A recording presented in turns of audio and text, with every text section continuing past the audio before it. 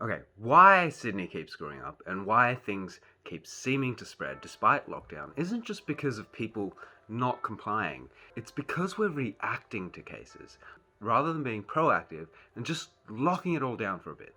And it's already spreading to the next LGA now. Look, vaccines will stop this. What the Premier seems to be suggesting, that we have to wait till this happens, I mean, at the rate we're going, we're not going to get fully vaccinated until December. It's not just 60% we need now, but closer to 80, maybe even higher. Doing the lockdown properly can still contain this. But right now, our Premier, or the people providing the health advice that she's blaming, is forgetting how the virus works.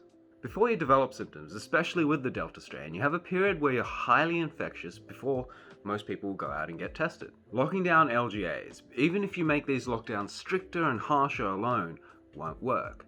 People need to go to the shops, people need to work outside these areas. Us healthcare essential workers have to do this in areas where we're more likely to get exposed to the virus. And yeah, people don't listen, but right now, people outside the now 8 LGAs lockdown are currently spreading it. We know that locking down just a few LGAs doesn't work already from the last few weeks. Here's the proof. Have a look. On this day, we had 3 LGAs locked down. Canterbury, Blacktown, Fairfield, Liverpool, but cases are emerging in the next 2 that got locked down.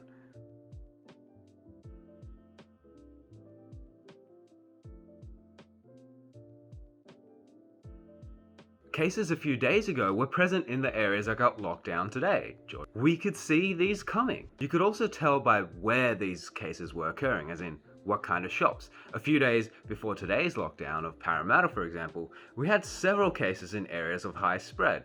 Strathfield Plaza, Burwood Woolworths, where there's a mall. We know that infectious people here are going to infect around 5 people, and they're going to go and infect their household, who may be going to other venues. They weren't locked down this whole time. They just had suggestions of not going out, but legally they were okay to do that. Right now, outside of today's 8 LGAs, there are really concerning areas where we don't have police enforcement, where people are currently going out, packing cafes, and shopping outside LGAs. These places will be affected next. I can tell you, in a few days, the city is going to see more cases and maybe locked down.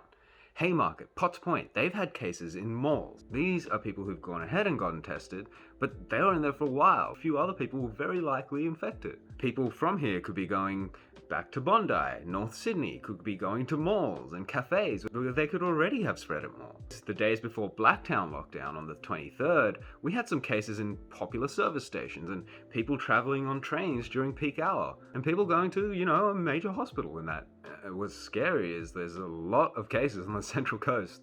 That could be next. But I mean, how many people check this page every day? How many are isolating as they should?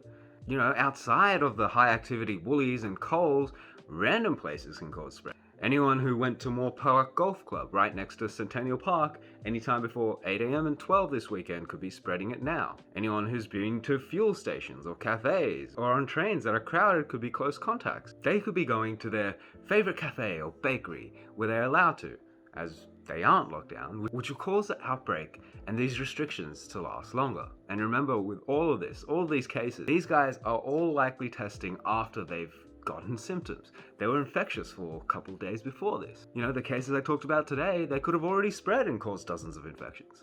Look, it's a tough political bullet to swallow, but you can't react to this virus. We need to act yesterday. Next time I'll go into how nations are using superior contact tracing and monitoring of cases, not just police enforcement, to stop COVID spread, and show the science behind other ideas that could help contain where we're at right now. Let me know. I can also look into the science and economics of rapid antigen testing. And I'm also just going to clear up some facts on the Delta virus that we've known for months now, because journalists either don't know and can't read through medical literature, or they're not doing their jobs. Because you can tell at press conferences, they're not holding the people responsible accountable. Thanks, and be safe, especially to all my fellow at-risk people.